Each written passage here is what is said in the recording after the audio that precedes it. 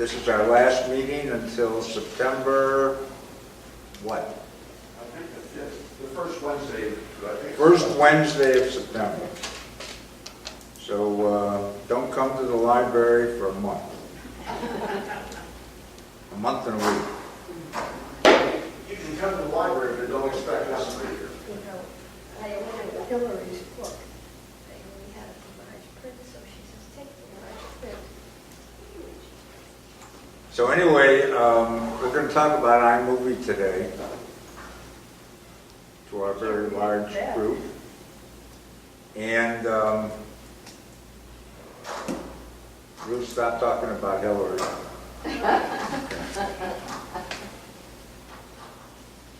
We had a few questions before the meeting, and then I'm going to review some videos that from Tutor for iMovie and proceed from where we left off the last time. Jim asked a question. If I wish to add a selected few edited images in the iPhoto for including it in iMovie, please consider addressing in your presentation tomorrow what size and images resolution do you suggest?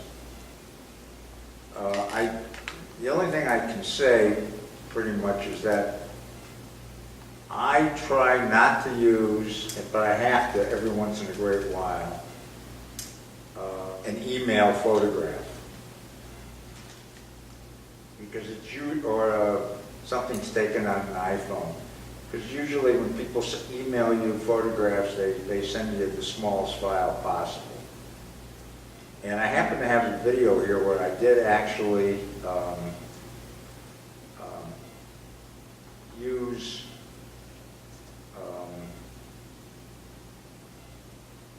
use a couple of them. And I want to see what I did with that video. And I will open it a second. If I can find it. Right here. I have a friend who celebrates the anniversary of his bar mitzvah every year and redoes it. And here he is right here. Now one of these pictures in here, the other fellow had emailed him a bunch of photographs. Oh, here was one right here. But this one didn't come out too bad. It doesn't look too blurry. But if you look at, let me see here, where did I put the other one? Are these camera or iPhone? No, these are videos from my video camera, or from a camera. But there was a couple shots that I thought I used in here. Yeah, right here is full one. See how blurry that is? That was, he emailed that and it was like probably 100 kilobytes. Wasn't even, what do you call it, a MB? Megabyte? Megabyte. So this is what happens when you try to use a very, very weak resolution picture. Everything. And if it was from an iPhoto, it doesn't have good depth. From an iPhone, it doesn't have good depth of field to start off with. Right. But if it's part of the story, I think you were wise to use it. Yeah, well, it's the only picture I had that Yeah. showed the group of people that were there. Could I have a question, too? Yes. You know, they're selling this little lens that goes on your iPhone. What's that? They're selling that little lens that goes on the iPhone. Would that improve the photo? No. No, because actually the iPhone takes Good pictures. good pictures. It takes 3 or 4 megabyte pictures. Don't the new ones take like about 7 or 8 megabytes? No, the new ones are 8. But if you go to email them, and then you have a choice of small, medium, large, or actual. Yeah. Some people pick small, so they can put, like this guy, when he emailed the pictures to Mike, who was the fellow that was doing his bar mitzvah, he emailed 22 photographs in one email. So he tried to shrink them down as far as possible. Right. And I thought about, trying to get a hold of them, but I wanted to just do it and get it over with and get it to them. Well, the program asks you if you want to send small, medium, Right. large, so the best way would be large. Try to send them as More large actual, as you more can. actual. Yeah. And try to, if you have a bunch of them you want to send them in 3 or 4 different emails. Because your email provider is only going to accept probably up to 5 megabytes, 5-6 megabytes. Gmail does 25. Gmail will do 25. They will? Yeah. Might take a while then, but it'll go. Gmail will go 25. Okay.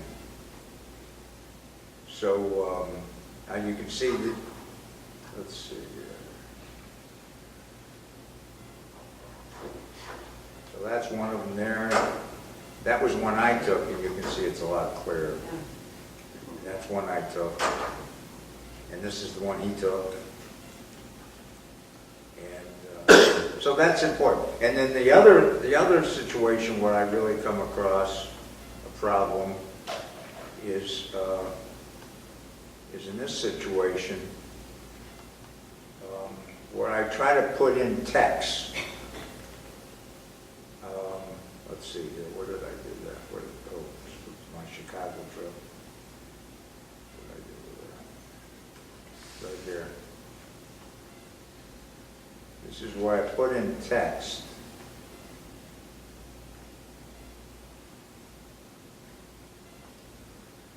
Hit the screen.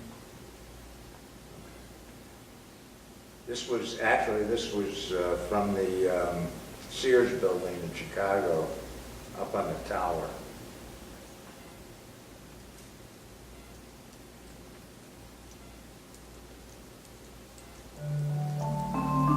Let me just find some text.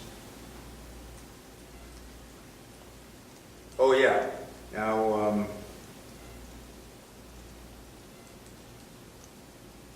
the other thing I do every once in a while, he had a little birthday party for the other grandfather, and I wanted to show a picture of the place we had the birthday party at, and it was called Milk and Honey. So I took a screenshot of that. I looked it up on the internet and took a screenshot of the place because I had forgotten to take a picture of the building. And this was a picture of the screenshot, so it's the same issue. When you take a screenshot, it's usually weak. And I don't know if you can do too much about that. What? When you take a screenshot, can you improve the resolution? Now I think it's fixed. Yeah. So you can see it's blurry. These were all screenshots. Now you can see these were not. So these were regular. These were probably 10 megabytes. It's your day, all this day for you. We're gonna love you in every way. Anyway, and then let's see, where did I put text? Oh, yeah, I wanted to show you text. Yeah, right here. I put some text in. Now, if you just do a screenshot, or what I did is I took this text from the internet where it was talking about the Willis Tower, which is formerly the Sears Tower, and I pasted it into a Word document, made a PDF in Word, because you can't make a JPEG, brought it over to image capture, and then exported it into a JPEG. And you have the opportunity to make it stronger or weaker in that export process. So I made it as strong a JPEG as I could, which was 600, the resolution was 600 instead of 300, I guess. Sometimes instead of doing a screenshot, if you do a copy and paste, you can edit and come up with a substantially better resolution. Okay, that's a good idea. So, if not, Okay, then I put the Ken Burns on here. And if I hadn't done that stronger, As I'm crying, I'm watching, catching teardrops in my hands. Only silence if I hadn't used, as it's ending. if I hadn't used the stronger resolution, this would have been one big blur. Okay, so that, I think sort of answers your question. It doesn't make any difference if it's, I don't think it's ever too large or too much resolution. What- George, what I was looking for was for you to actually project a 428 by 240. I got that, that's next. And an 854 by 4. That's next. All right, the second question that Jim had,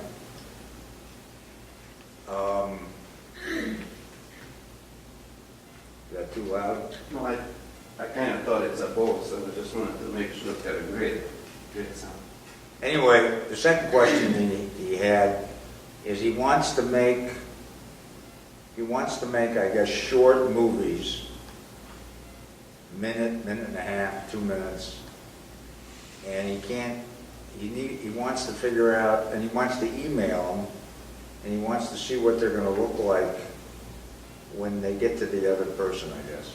So what I did is I made a couple minute and a half movies, and I emailed them to myself, and in both the small, which is 428 by 240, and the SD, which was 854 by 480. And this is what they look like.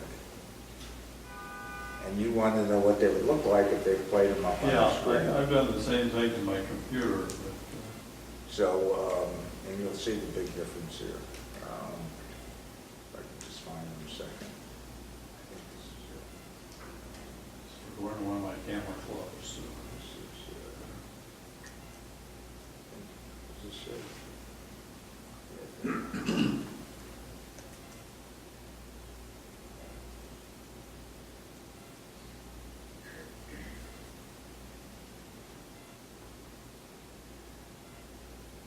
Okay, this was in the, I think this was in the smaller format. And, you know, if it's small, it looks better. This might be in the larger format, actually. So let's bring this one down. I think we can look at them both at the same time. Yeah, this is the smaller one. And you can see, this is pretty bad. So the other one you can get away with. And the difference was, I think this was like 2 megabytes, the other one was 5 megabytes. Same, you know, as the size as you had. It's not great, but it's acceptable. So this is the one you don't want the smallest one. Okay? Does that sort of answer that question? Yeah. Okay. Okay, then Marty, I'm sorry, just as a follow-on to that, John, the reason you're doing that is because you want to share them with other people? I want to send it to a camera club, which will then be projected as part by a projector. Oh, on the screen, I see. Dropbox. Yeah, I don't use, I gotta learn how to use that. I don't use Dropbox. Or YouTube. Very simple. Just, what do you get, 5 megabytes for free? 2. Or 2? And then if you do a couple things like, If you take your tour, you get more. yeah, And if you get, If you do what, Jerry? they have a video tour to show you how to use it. You take the tour, they give you more. so particularly for that kind of thing, I would Dropbox it, then you don't have to deal with this other stuff. Any other questions on what we just discussed? Well, the other suggestion I'd make is use YouTube, Yeah, YouTube. which is the easy way to upload a movie, as long as it's under, or actually almost any length. And you don't, if if you don't have any proprietary material, you can just post it and then send your guys a link and they can. Yeah, I make movies up to an hour, Yeah. put them on YouTube. You have to register. Quality is You great. have to register to do that. Well, if you have a You have to get Gmail an account, account, if you Gmail. have a Gmail account, it's the same account. It's free. It's really great. I mean, Excuse me, George. yes, You think Apple gonna start competing with something like that, or is there? I don't know. That would be very Probably nice. not. I mean, it's such a, Important thing now, because kids especially, that's all they watch.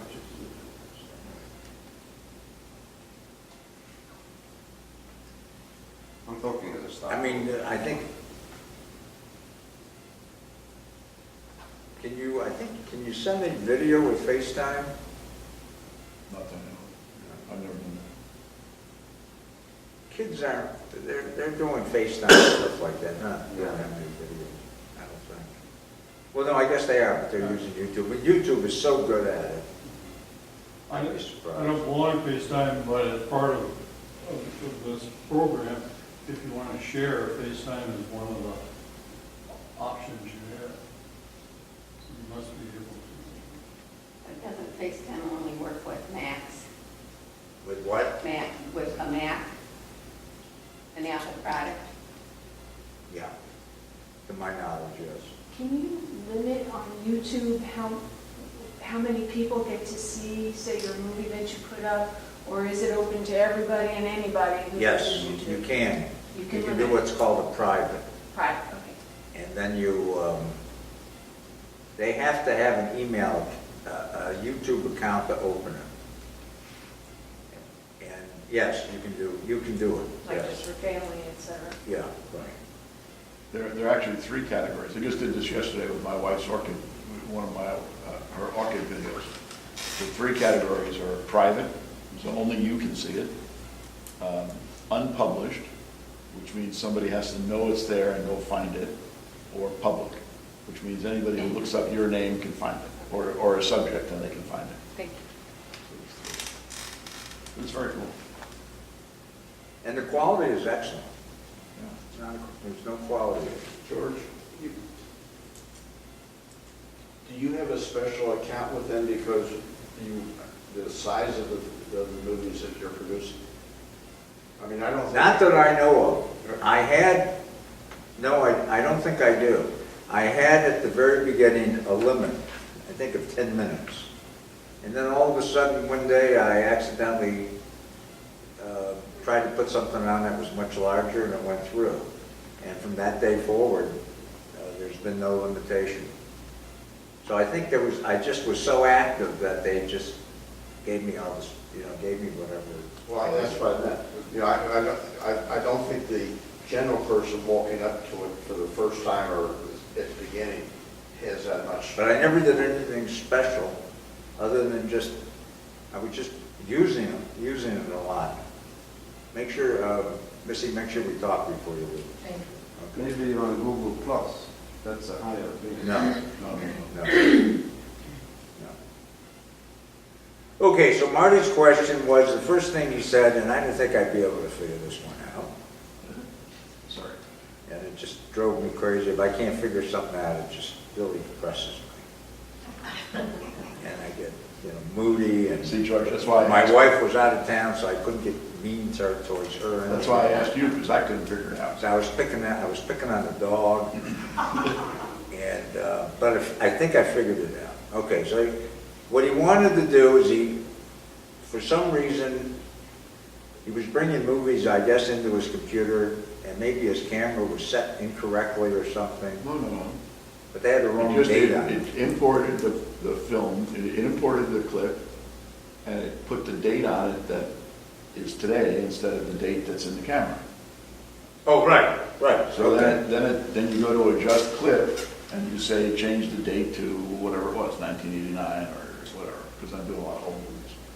And then it gives me this error which says creation date could not be changed. So it keeps it up in 2014 when it's really a 2001 movie or something. Well, I did the same thing, but I didn't get the error. Really? Yeah. So, let's go to figure this out. Okay.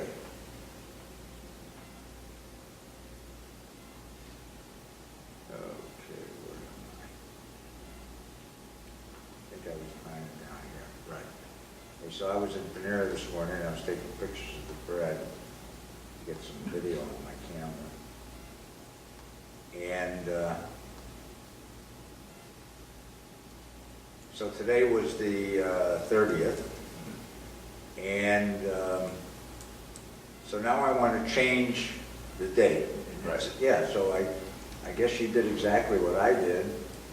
I went to adjust, and I went to information, and you can see I've changed the date till July 24th. And I actually brought the movies in today. So do it more slowly. Where did you click for that? Okay. Adjust? First of all, here's the video down here. Right. I imported it in this morning. And you can see the date Is today. is this day, Right. but if I go to adjust,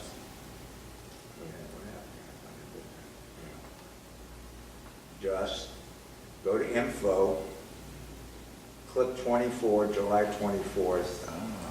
Okay. Now what I did is I went to modify, adjust clip date and time. Right. I never knew you could do this until you asked the question. Is this where you went? Yep. And let's say, let's So go. it says there, change file creation date as well, right? Right below. But it says Right there. from 24 to. And I checked that off. Right. Okay, so let's say I want to change it now until the 10th. Right. Okay, so leave the time alone. Okay. It's now the 10th. And you don't get that error. I wonder why. Okay, so it sounds like what you ought to do is throw out the preferences. You know what we're talking about? Say it again. Throw out the preferences. Right. You know what we're talking about? No, sir. Hmm? No? Jerry, I need your help. I'm gonna work, Uh-oh. we're talking about the P-list file. Yeah, the P-list file. Go to the library, Yeah, Go. find an Apple dot whatever iMovie. go to your user library. Is this library right here? Yeah. So I went to go, push down the option button, Yeah. library shows up. I open up library. I go to, where do I go to? I go to application support, I think. Try that. Okay, that's one of them. Then I think I go to iMovie, right here. Right there. I don't think I'm at the right place. Go back. I think there should be a folder called P-list. Yeah, right. Preferences or whatever. Preferences of P-list. Now you gotta go back one more, because you're still in application support. Oh, preferences. Preferences, Right there. preferences stretch to the right. One more. Right here, right here. Preferences, okay. You went to go and then to Hmm. library and then to preferences? Yeah. Go control, Yeah. because you can't get there. And The library's. it should be alphabetical, and there should be one for iMovie. I can't see. I can't see.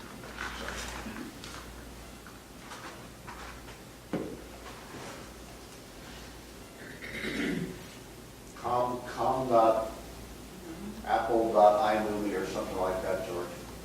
So it's probably what they got.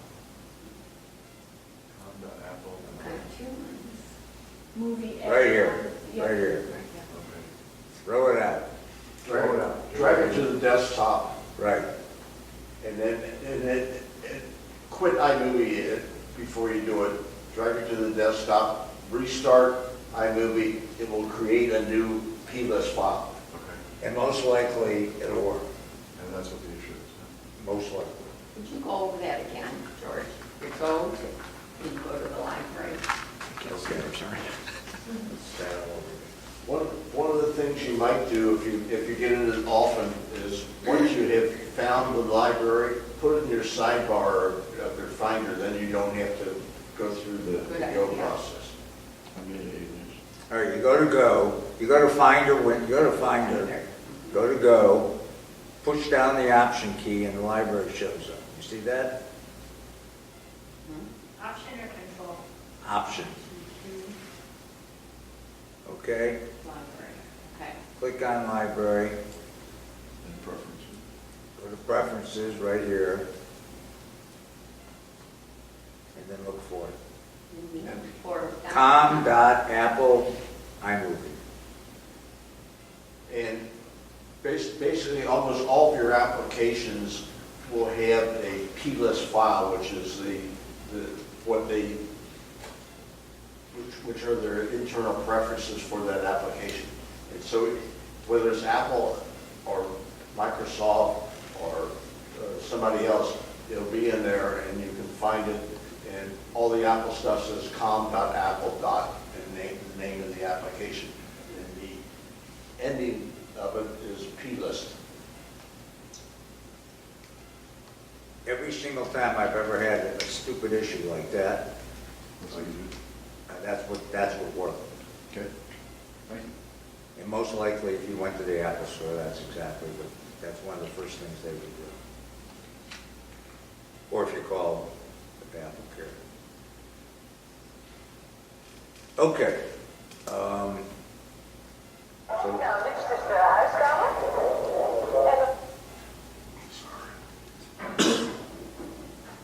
You're not in church.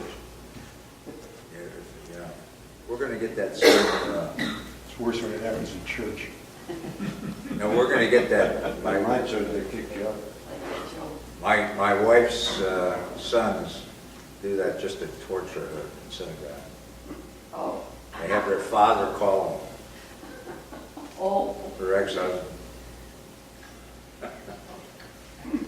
Anyway, Would you have to do the same thing if you were changing it on the, just a photo? Because sometimes I'll make an album and put them in there, but I am restricted in the album unless I want to manually put everything in. If I keep it into a date album, so it goes chronologically, and yet there are some things that when I pick it over to iMovie, I have to change where the location is. Was I clear on that? would you want to know? And it would be easier if I could change the date on just those particular little photographs and place them in the album first. I'm assuming you can do it in here. I know you can do it there, but can you do it in iPhoto? Sure. Can you change it in iPhoto? Sure. Yeah. Same way. The same way, or You just pick, in File. iPhoto, you just select the picture, you go to and the then file? there's Info. in one of those things up there, there's an adjust date. Go to info, right? Info. Change I it. Right.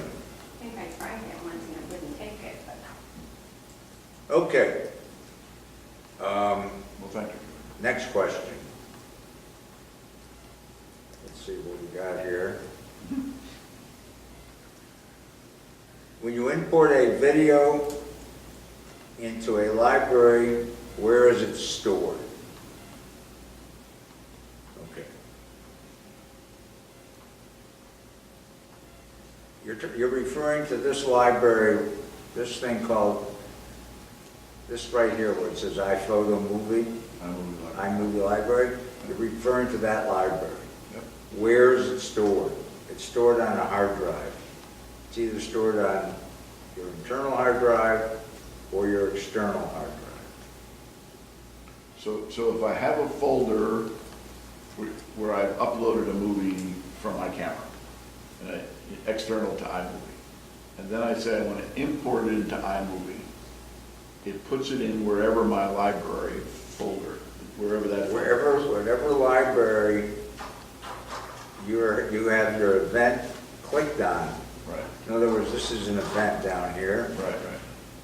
Okay, whatever wherever that event is located, which is in this library right now, and if you actually leave your mouse over it, at some point, it usually shows up where it is, or you can right-click on it, and let's see here, Reveal in Finder. So this is in the movie folder I see that. on the internal hard drive, okay? That's where that library is. And that's where that folder is. Now, this particular one, this library is, Reveal and Finder, is on my external hard drive, which is named after my dog, Crystal, and this is where it is, right here. Does it So literally, that's where all the files are located, does it copy it into that library? yes. So then I have 2 copies of my movie, No. Well, you have the the source, which is on your SD card probably, or your camera. What's on, or my whatever, external hard drive, whatever it's, what? or my external hard drive. My movies are on a separate hard drive from the camera.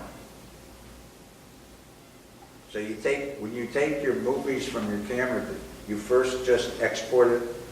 In the olden days. Before iMovie, I would put them on my hard drive. On an external hard drive. Right. In an external hard drive, exactly the form that they were on the card or the Yeah. camera. Okay. Okay. So then when it's importing, it's literally taking it and importing it, just like iTunes used to do with music, Right. before I unchecked that box. Right. Okay. All right, thank you. Now, in iMovie, it moves the file to wherever the library is located. I think just now that you've said that, I think in Final Cut Pro, I have a choice. I can leave it where it is, I believe. I don't use that. But I want it all together. I want everything together. So now, if you want to see what's in this folder, and don't mess around with it once you get in here, but you can go look at it. If you right-click on it or control-click, Show package. show package contents, it shows you these folders, and for example,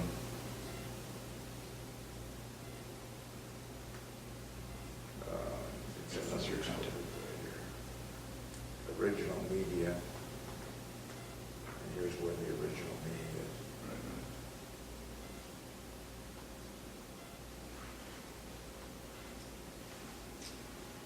Okay, so does that sort of clear that up? right. It does, thank you.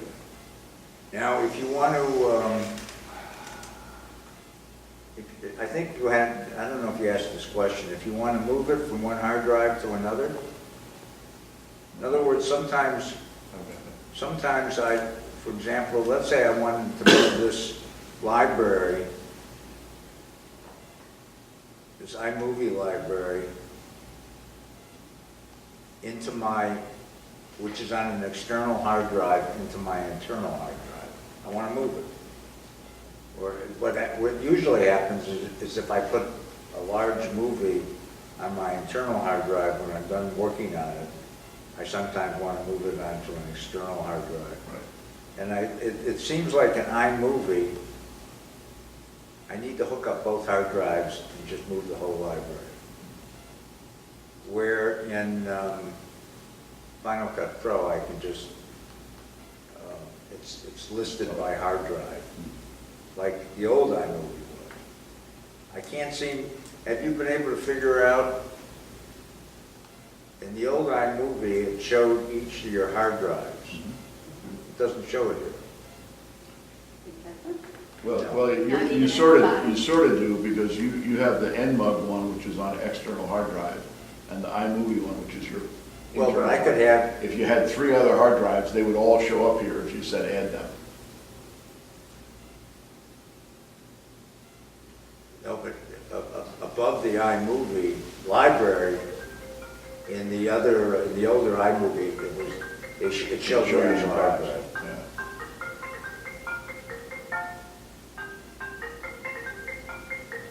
Just let it run. But the one thing you do not want to do is move those things outside of iMovie. I've done that, and it really messes up everything. No, don't do that. Don't do You know, what I mean is if I'm in Finder and I say, okay, I want to move that iMovie library to hard drive G, if I do that, this thing gets really screwed up. You can't find the clips, it doesn't do it. So you have to do it in that. You gotta move the whole library, You gotta move the whole thing. the whole library. Bob Kennedy makes a nice analogy that there, inside these programs is an accountant that is keeping track of everything. That's right. And when you work outside the program, the accountant doesn't know that you made the change, That's right. and therefore, things get very screwed up. Yeah. And I've just spent a week unscrewing it. That's all I've done since our last meeting. I've had those weeks too. Yeah. Okay, when you win, okay, we answered that one. Is there any way around the 15-minute limit in iTheater? Okay, well, first of all, let's show people what this iTheater is all about.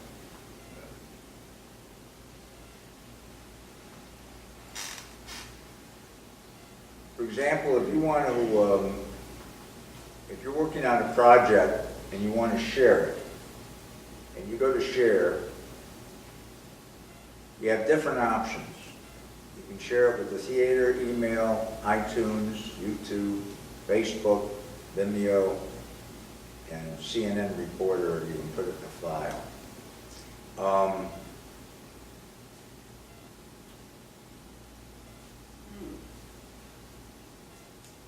If you put it in theater, it has a 15-minute limit. I looked everywhere. It doesn't seem to, Does it go to your iCloud account? Is it done through iCloud? yes. Okay, that's probably why. It should tell you that instead of going to all that trouble and it won't take it. Well, if you go to help and you look it up, that's what it tells you. Yeah, it does tell you that. Oh. It does tell you that. So, and here's the theater right here. And there's a couple of, well, this morning there were a couple of these, yeah, like right here, for example, there's a cloud. I guess this one hasn't been downloaded to the cloud. Well, it might be too large. But the one to your left, the preschool one, has a cloud with a line through it. That Where? means it's too big. The one to your, well, your right maybe. This? Yeah, see that cloud with a line through it? Yeah, That means it's too big. right. And if you click on it, it'll show you how big it is. Click on it where? The cloud? Right, no, on the film itself, right there. Just click once. See, the bottom says, what is it, 19 minutes, 38 seconds? Yeah, okay. So that's too big, it won't go to the cloud. Oh, yeah. But so then it there's does- no alternative. You can't send that to the cloud in your iCloud account or some other way to share it. And you can't share your iCloud account. You can't share, it says you can't share the movies in iCloud with anybody, Right. just yourself, and your iDevices. And the way to share it on an iDevice, to see it on, because I think that was your next question, is that you have to have iMovie on your iDevice. And when you open iMovie on your iDevice, it looks pretty much exactly like it looks on the computer, which is the way everything is proceeding. And there's a theater tab, and you can see it. And it happens instantaneously, because this morning when I was playing with it, I moved something, and I was in Panera, so I didn't have a great internet connection, but it moved right away to my iPad.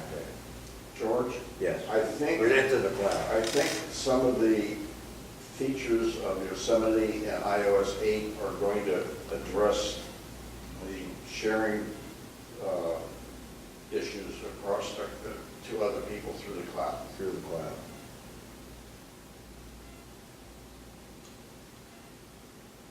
Yeah, because I think we were able at one point to share what was in the cloud. Well, you can share short movies through PhotoStream. Right. They will share, Right. but not a movie. It's like a clip has to go. Okay, so I think that answers that. Yeah.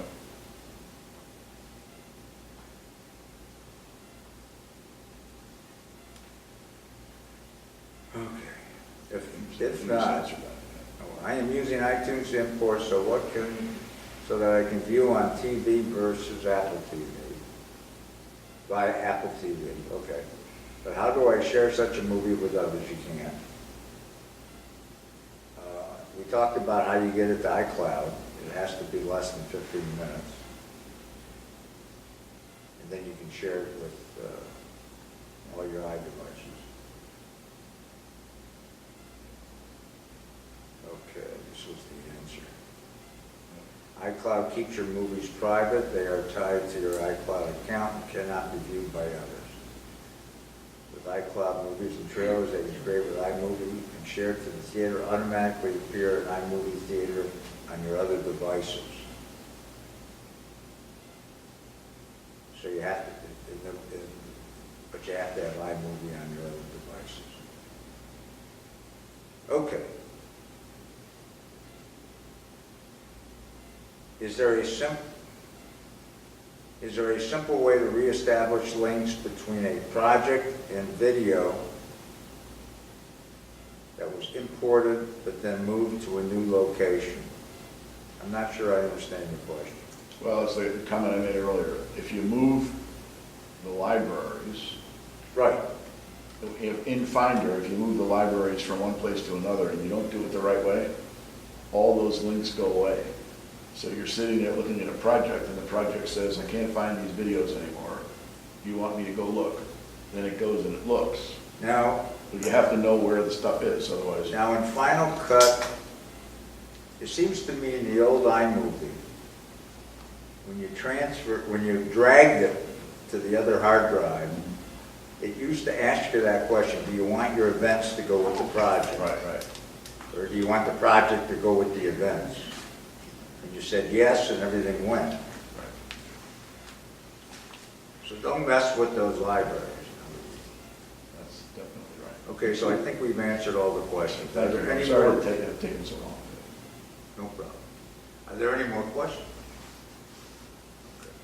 Yes. Yeah, how can I play something I bought from iTunes on my TV from the app? Or not? Cannot do it. I have the what do you call it? The iTV, but the old one plugged into my TV. So I don't think it has Bluetooth, does it? Could you not hear it? Well, it should have Bluetooth because it's doing it wireless from my office to the living room. It's on the iPad, Right. and you want to play it on On the TV. your TV. Where I have my But you don't have a new Apple TV. You've got I got the original. The original one? Yeah. Can't do.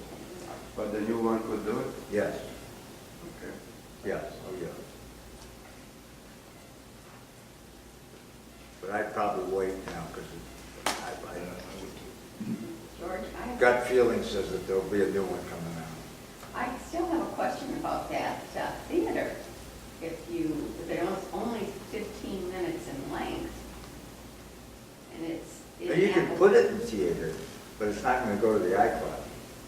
Oh, okay. But you can put it in theater in the iTunes account if you're creating it. Yeah. Send it there, and it's longer, it will play on your Apple TV. Yeah, Okay. it just won't go to your cloud. I see, Yeah, the okay. workaround for any of these long ones is to use the old process. You look in iTunes, you say, add this to the library, Right. you go find the movie and you add it to your library, and then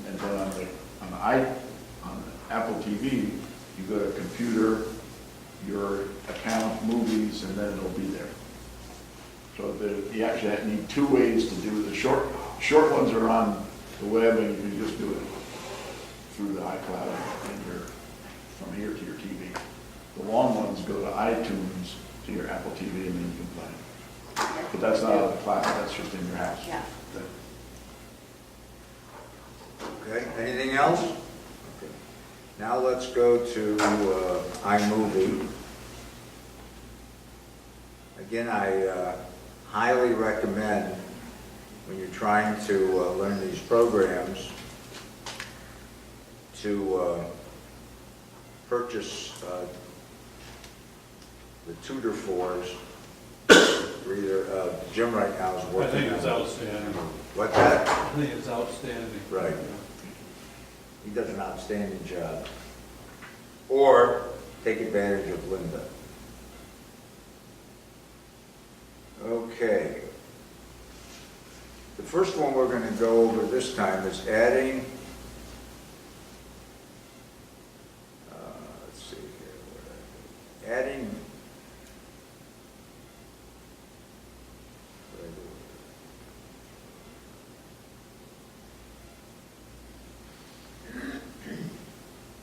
adding and detaching video. It's right here someplace.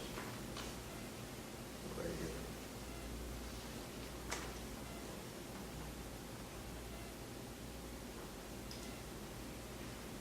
George. That's audio, George. George, What? That's audio. Don't you want it? What did I say? Video. Audio. Audio. That's what George, excuse me for interrupting.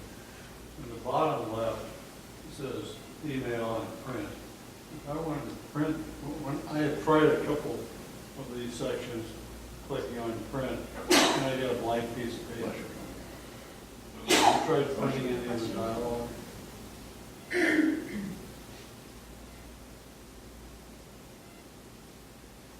No. Has anybody? I couldn't hear the question, George. Is anybody using this program? Is anybody watching the videos from Tutor? Sure. Have you ever tried to print anything where it says print? So the question is, if we hit print, it does show me a blank sheet of paper, okay? Which is often the case when I'm in a program and I try to print from the program. So let's see if I go up to, that's not gonna work. Jerry, you got any ideas? No. What about pulling it from the bottom to see if it comes up? But sometimes it comes up. Say that again? Sometimes if you take the arrow from the bottom up, it shows you an option that way to print. But if you move it over to the adding screen, Here? no, to the other side, to the middle of the screen.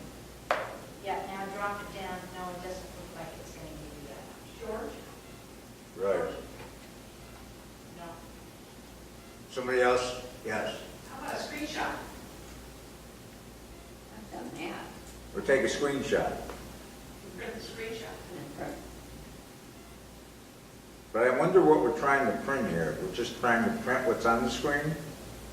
I'm trying to print the dialogue. Print the dialogue? I mean, of what he's saying? Yeah. Which you can do on Linda. Right. Well, I think that's what he's trying to do here.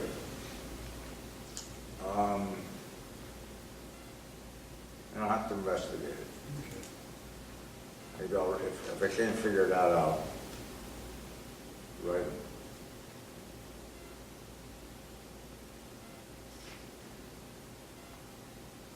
Is that something he added? Okay.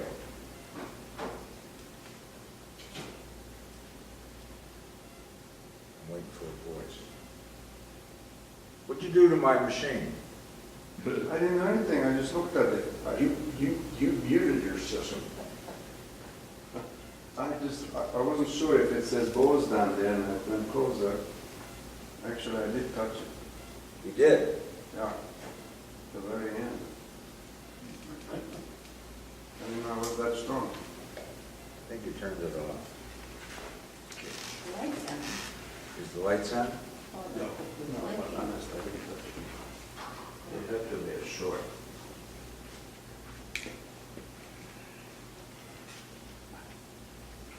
No, the You had the light, The lights Jerry, you had the light on. Yeah. Just turned it off. Yeah. Well as detaching audio from a clip. Let's go ahead and open up iMovie. That's More loud. than loud. And the first thing we need to do is we need to go and show our library. This is where we're going to choose our music. So I'm going to go ahead and click on show. And you're going to see that I'm working in my Durango Railroad. So I want to go and add a song called Railroad Shuffle.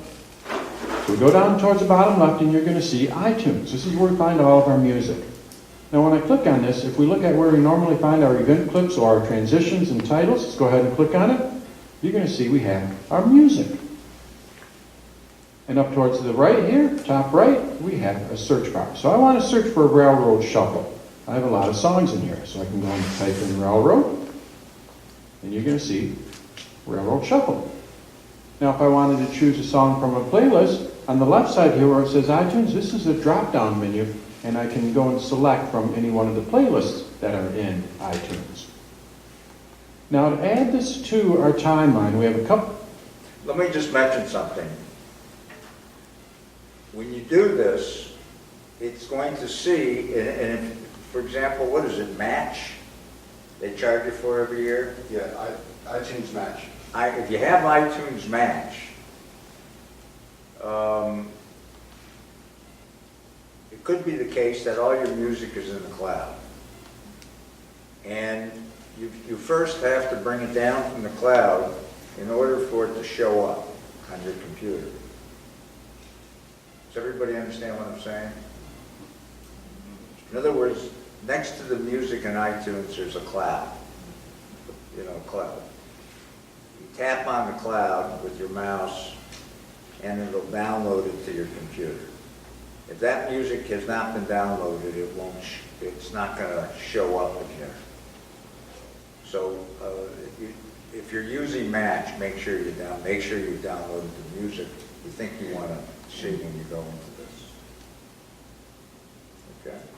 Different options. I can add it as background audio, or I can attach it to a clip. Let's first talk about adding it as background audio. When we look at my timeline down towards the bottom, you're going to see we have this little note here surrounded by dotted lines. This is where we add our background audio. Now with background audio, what it's going to do is it's going to play in the background of your movie. So it's still going to play any audio that is attached to any clips. Let's go and add this to our background audio. Now to do that, a couple different ways. I can go up to Edit in our menu bar here, and when I click on it, you're going to see a pin to background music. And it's going to automatically add it to my background music. Let's go ahead and hit append. And you're going to see down at the very bottom, we have our audio. Now I'm going to undo this and I'm going to show you another way we could do it. So I'm going to hit Command Z. And what I can do is I can drag it down to the bottom. Now the advantage of dragging it down to the bottom is we can place it where we want. Right now it's going to start at the very beginning of my project. Maybe I want to have it start after the titles. To do that, I can go and drag this over to the right. And now it's not going to start until after the title is done. So we can place our audio where we want in our clip. Now this audio is going to be separate from any of the clips. If I go and change any of my clips, do any editing, move them around, this audio is not going to move. It's always going to be in the background and it's always going to start right here. Now let's go and take a look towards the end of our project. Let's go ahead and swipe over to look at the end. Now you're going to see that the audio here ends right with my movie. Now why is it doing this? This audio is actually a little bit longer than my project. So what it's doing is it's ending it with the project. Well, that's in my project settings. Let's go ahead and go back to my project here. So I'm going to click on Durango and Silverton. And I'm going to click on my project. And we're going to go to settings here. And you're going to see we have trim background music. If I turn this off, my background audio can now extend past where my video clips end. It's go ahead and turn this off. As an example, down here, I can go and trim my audio. It's just another clip. So if I want to make it shorter, I can make it shorter, but also I can make it longer. If I go back to my project settings here and say trim background music to on, I'm going to go ahead and turn this on and watch what happens to the background audio. It trimmed it to my clip. Now usually I will leave this on because I don't want any audio to extend past my clips. But the problem with this is the song doesn't fade. Well, we can adjust where the song fades out. You're going to see when I move my mouse down towards the end of the auto clip here, we have this little dot here. I can drag that dot over to the left, and that will tell iMovie when to start fading the music. Let's drag it over to the left. So I'm going to go ahead and move my cursor over. And now what's going to happen is, at this point, the music is going to start fading, and when we get to the end of the project here, the music is going to be gone. So we can set fade in and fade out points for our audio. We can do the same thing at the beginning. Let's go towards the beginning. And you're going to see we have our little dot there. And if I want to go and drag it over to the right, I can set a fade in. So we can trim our clips, and we can set fade in and fade out with our clips. We can also adjust the volume. You're going to see also that when I go and move my cursor in here, I have the double arrows. The cursor turns into an arrow on top of another arrow. If I go and drag this up and down, I'm going to adjust the volume of that clip. Let's go ahead and drag it up and down. And now I'm adjusting the volume of that clip. I can also go and adjust the volume in the project settings. So we can adjust fade in and fade out, trim it, and adjust the volume settings. Now let's look at how we can attach audio to a clip. I'm going to go ahead and delete this. And what I'm going to do is I'm going to go back to my iTunes here, and we're going to go to Railroad Shuffle. Now instead of dragging it down to the bottom, I'm going to drag it on a clip. Let's go ahead and drag it down. And you're going to see we have this little green line here that is attaching it to a clip. Now the advantage of attaching it to a clip is if I move this clip, the audio stays with it. It's connected to that clip. And we'll talk about connected clips in another video. But this audio is connected to this clip. So now when I do any editing, the audio is going to stay with that clip. So when you add audio, you have a choice. You can have it be in the background, or you can have it attached to a clip. This comes in handy if you add sound effects. You can see that iMovie has a number of sound effects in the library. If you attach it to a clip, when you move that clip, the sound effect will move with it. Let's look at detaching audio. Go ahead and go here and bring it back. I'm going to go and delete this. To delete it, select it and delete. You're going to see in this clip here we have the audio down at the bottom. I can detach this audio. Select the clip, and if we go up to Modify, you're going to see Detach Audio. Let's go ahead and detach it. And now that audio is detached from the clip, and it is set as a connected clip. Now why would you want to do this? Well, maybe what you want to do is you want to keep the audio, but you want to trim the video. If I go over towards the end of this clip here, when I trim this clip, you're going to see that the audio stays. So this is a way that you can keep the audio going from a clip, but yet trim the video. This is a connected clip, so what I could do is I could go and move this clip around, and the audio is going to stay with it. In addition to adding audio from our iTunes library, we can also add sound effects from iMovie. iMovie has a number of different sound effects built in. When we click on this, you're going to see we have a number of different sound effects. Want to search for a certain one? Go up to the search here, and we can search for a specific sound effect. To apply a sound effect to our project, we just drag it where we want. It's going to be a connected clip. Let's go and search for train. Let's say train at crossing. I drag it down, and you're going to see it turns into a connected clip. If I move that clip, that sound effect is going to move with it. So that's how we can add audio as well as detach audio from the clip, as well as add sound effects to our project in iMovie. Are you gonna play the railroad music? I'm waiting for the music. You can do the same thing. You have that sound effect. So you can play it at home. You don't have to. Well, I got a dentist appointment. Everybody have a safe summer. See you in September. Good luck with the dentist. Okay, the next video I want to show you is adjust color balance and correction. And a lot of this was not available in the previous iMovie, and they've actually brought this over from a $300 program, Final Cut Pro. So there's a lot of additional things you can do now. Now with iMovie, we can adjust the color balance as well as color correct our clips. Let's look at color balance and correction in iMovie. Go ahead and open up iMovie. And what I'm going to do is I'm going to go to All Projects here, and I'm going to go to Pacific Northwest. I have some color correction that I want to do to a clip. So let's go ahead and double click to open it. And if we look at this clip, this is one of those machines that make donuts. You're going to see it has a yellow tint to it. I want to go and make some adjustments to this. Now to do that, what we do is we select the clip and we go to adjust up in the toolbar.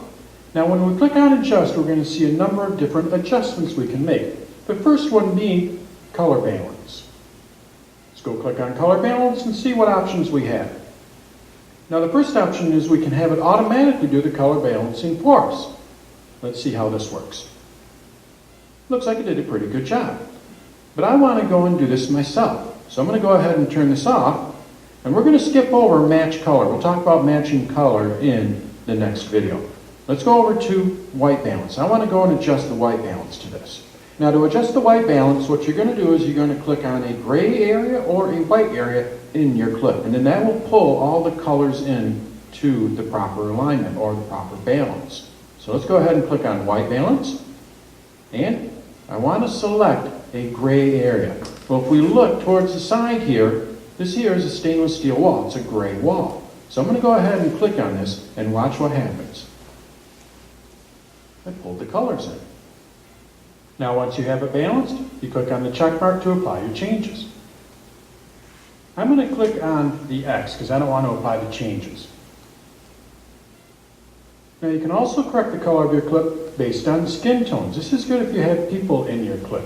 Instead of clicking on gray, you would go and balance the color based on skin tones, and it's not going to make any dramatic changes to the skin tone. Let's go and look at color correction. Let's go ahead and click on this icon here. And from here, what I can do is I can make various color correction adjustments. All we have to do is just drag where we want, and you're going to see it's making those changes. Let's reset this so we don't apply any changes. So that's how we adjust the color balance and color correct clips in iMovie. Now in the next video, we're going to talk about how we can match color between two clips. Let's take a look at matching color in the next video.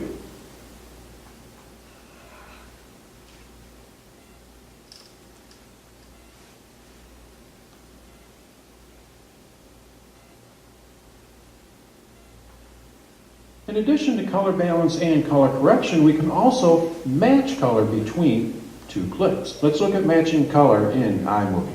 Go ahead and open up iMovie.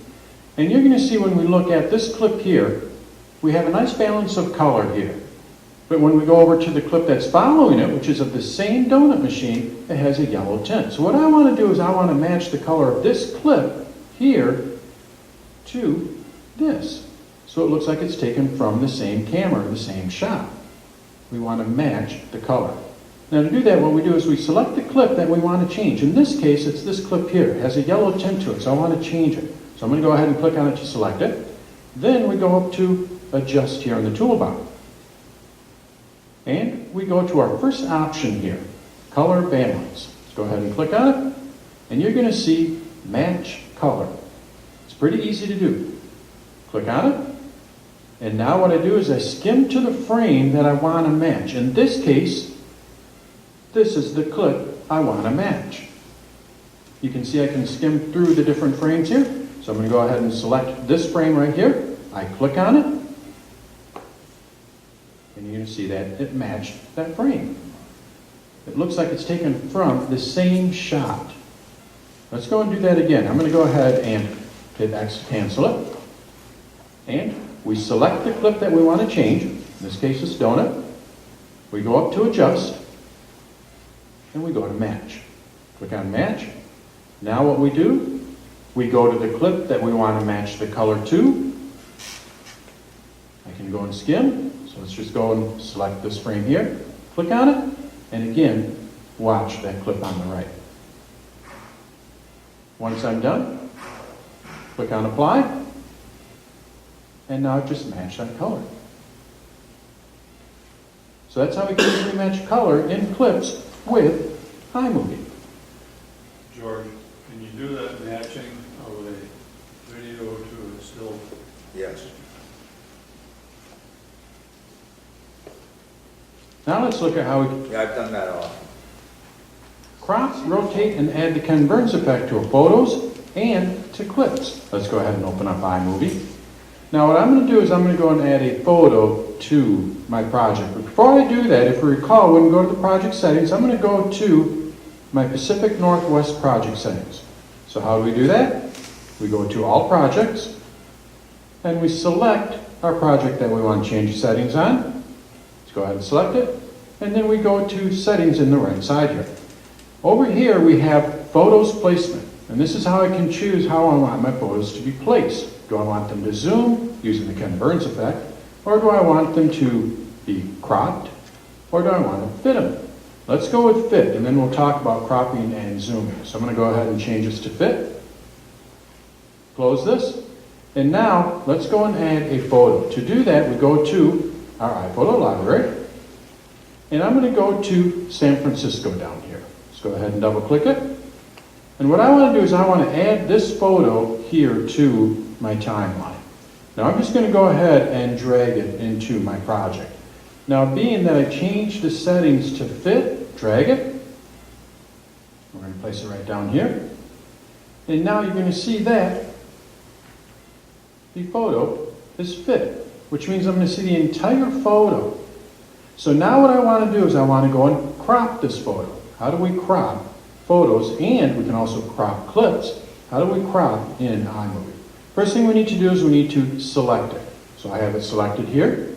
Then what we do is we go to Adjust. Let's go ahead and click on Adjust. And you're going to see we have this crop icon. This is where you're going to crop, rotate, as well as add the convergence effect. Let's go ahead and click on it. And our first option here is Style. Now we have 3 different styles. The first one is Fit. This is what I went and changed my project settings to, so when I drag a photo in here, it fits it. That's why it is blue. I want to go and crop it, which means I'm going to go and zoom in to my photo. So let's click on Crop. And you're going to see that we have a white box in our viewer here. And this is going to be where I adjust where I want to crop into my photo as well as how much I want to crop into the photo. If I want to zoom in further, what I do is I make the box smaller, and I can take any one of the corners of this box here and drag them to make it smaller or larger. So if I want to zoom in further, make the box smaller. If I don't want to zoom in as far, make the box larger. And then I can also go and drag the box where I want to zoom into or crop into. When I'm done, I click on the check mark here. Let's go ahead and click on it. And now I've just cropped into that photo. Let's see how this works with clips. I want to go and crop into this clip here. I select it. Make sure that we're in adjust mode. And then we go to our cropping tool. And it works the same way. Click on it. And then go to crop. You're going to see we have a white border around this clip. It's kind of hard to see with this clip, but if we look at the corner here, you're going to see it's a little bit more bold.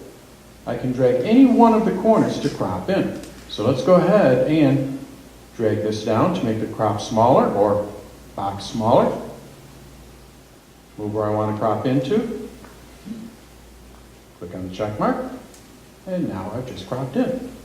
If I want to adjust the crop, we go back to our crop tool, and you're going to see we have a blue underline underneath the crop tool here. That means that there is a crop applied, or an effect applied. Click on it. We go to crop, and now I can go and adjust my crop. If I want to make it fit, click on fit, and then it's going to go and fit that entire clip. So that's how we can easily fit and crop our photos as well as our clips in iMovie. We can also easily rotate our clips. If we go over to the right side here, you're going to see we have this icon here that has an arrow pointing to the left. That is going to rotate it counterclockwise. And then I have it clockwise here. So let's go ahead and rotate this and watch the clip. It's upside down now. It rotates it in 90-degree increments. We can do that with both photos and clips.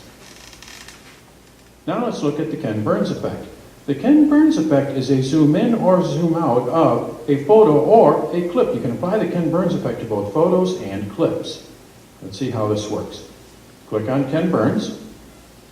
And instead of one box, we actually have two boxes here. One is on the very outside of my clip, and then you're going to see we have a dotted line. This is another box. So we have two boxes. One box is the start, and the other box is the end. So the start is where it's going to start zooming in. The end, when it gets to the end of the clip, is where it's going to end up zooming in too. Let's go and change this a little bit. So I want to go and change the end. So what I do is I click to highlight the end. Right now the end is dotted line. I'm going to go ahead and click on it. And now the end is highlighted, and I can go and adjust this. So let's go and make this dramatic. I'm going to go and make this really small. So it's going to zoom into there. Now let's go and hit apply. And when we go to our clip, let's go to the beginning here. Watch what happens. I'm going to go ahead and play this. It's going to zoom in. You can see it's starting to zoom in there. It's going to zoom in to where I placed that box, the end box. And there it is. That is the Ken Burns effect. Let's take another look at it. I'm going to go ahead and stop this. And we're going to go back up to our crop here. If I want to go and reverse this, maybe I want to zoom out. You're going to see this little icon here. It's going to reverse it. Click on it. And now it's going to start really small, and it's going to zoom out. Let's hit apply, and take a look at this. I'm going to start at the beginning again, hit play, and now you're going to see it starts from zoomed in, and it is slowly zooming out.